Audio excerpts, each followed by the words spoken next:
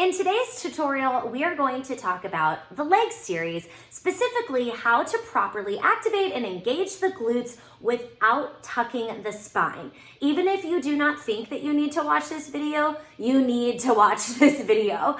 Then at the end of the video, I'm also going to talk a little bit about some of the form in the lunge series and just clean up all of those motions. So without further ado, let's do it. The most common mistake people make when trying to engage their glutes is they tuck their spine. I'm going to show you what that looks like right now. Here I'm just standing regular. This is tucking and squeezing my butt. Now I want to show you the right way. This is simply engaging my butt.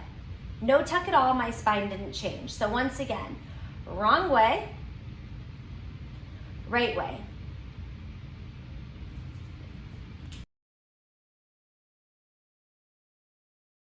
Now, here's the problem with over tucking, and it's actually kind of funny because I was just having a conversation with my spouse, Nico, about this. They were experiencing a lot of lower back pain, something that's very common for them. And every single time they work out, they always try to engage more of their ab muscles and butt muscles by doing this big tuck. So all of the movements look like this. And what people often don't understand about the spine is that there are two sides to your spine. So we often think about the back side of our spine, but sometimes we forget about the front side of our spine, right? Your vertebrae also exists from this side and from this side because that spinal cord is running down the middle. All right, so when you over tuck, you create space in the back side of the vertebrae, but you create no space in the front side of the vertebrae. Which means that the vertebrae, if you were to open me up and you were to look at my spine from this angle, they're all smushing and crunching together, which can end up causing back pain. So over tucking is really, really not ideal no matter what you've heard. In an ideal world, we are almost always honoring the natural curve of the spine. If you have not seen the neutral spine tutorial, I highly, highly recommend that you watch this. So this is the reason why it's important to learn how to engage our butt and, for that matter, how to engage our abs without going into a deep, deep tuck position. So let's talk about just how to do that next. So the first thing to practice is getting the glutes to engage while in a standing position. So with my feet hip width apart, I'm going to turn around so you can see this a little bit better. My feet are hip width apart. I want to think about narrowing my sit bones toward one another. So here I am. This is a narrowing of the sit bones toward one another. And here's what it looks like if I just tuck. You see the difference there? Narrow, keeping that neutral spine.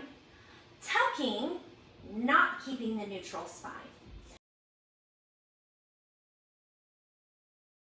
Something that can really help you this week is to give yourself a prop. So here I have a hand towel. I'm going to fold it lengthways and then I'm gonna roll this sucker up. And then, no first date, you're gonna take that and bring it all the way up in between your legs. Now, having something tangible to hold on to can help your brain figure this out a little bit more, which is why we're using the towel. So from here, I want to think about narrowing or hugging my leg muscles, my sit bones, closer around the towel. Again, it's not a tuck, I'm just hugging inward. Look at it from the side. If I were to tuck, you're going to see this towel scoop and move forward.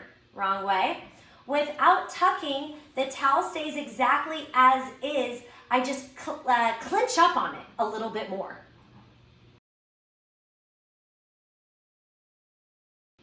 Once we have the feeling standing, we're going to try to add the squat. Now this is where it gets tough.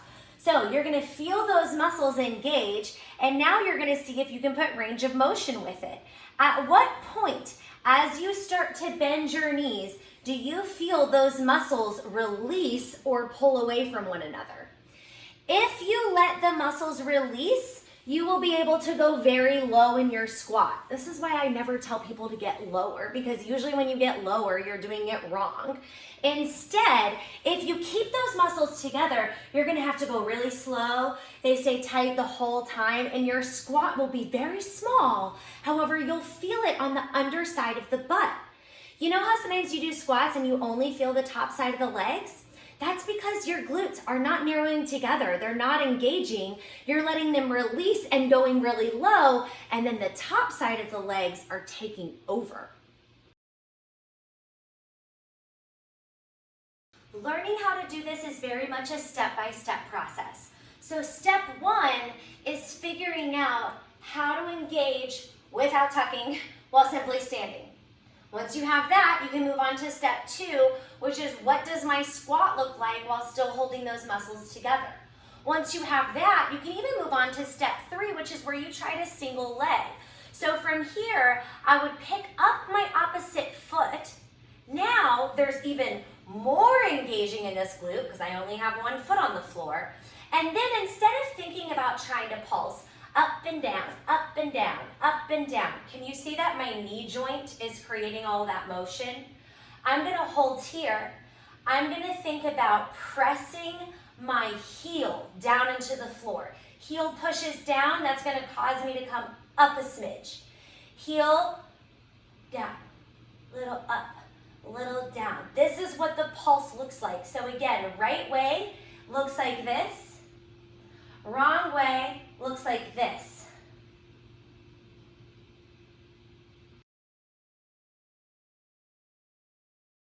The lunge series questions this week were primarily about positioning, not necessarily about anything super specific.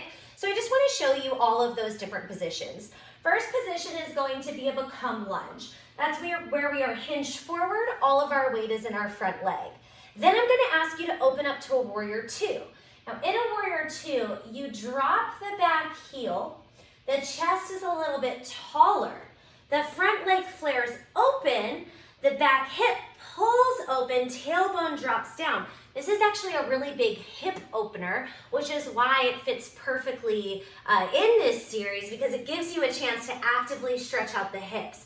So watch this transition. Here's my become lunge. Here I am moving into that warrior. It's very common to have to adjust this back leg. So if your become lunge isn't as low, that's totally fine. Just when you move into the warrior, pull your back foot back further in the mat. Did you see it move? So that way you have a little extra length to really enjoy this stretch. From the warrior two, we're gonna side stretch the body. So we open up this way, and now this part I think is the hardest part. So at this moment, this side of my body is facing you. Now I have to take this entire side of my body and get it to face the floor. So I'm gonna think about turning, watch my back heel. My back heel lifts up, then I rotate, and now I'm here. Now this position is low, it is tough. So you may need to adjust that back foot just a little bit when you do the turn. Remember, that back foot is not glued to the floor, okay? So watch this back leg, watch how much it may move. Here I am, small become lunge. I go into the warrior, I move that foot back further. I pivot down to the side, enjoy the side stretch. As I come up and over, I may have to bring that foot a little more forward in order to complete the rest of the sequence.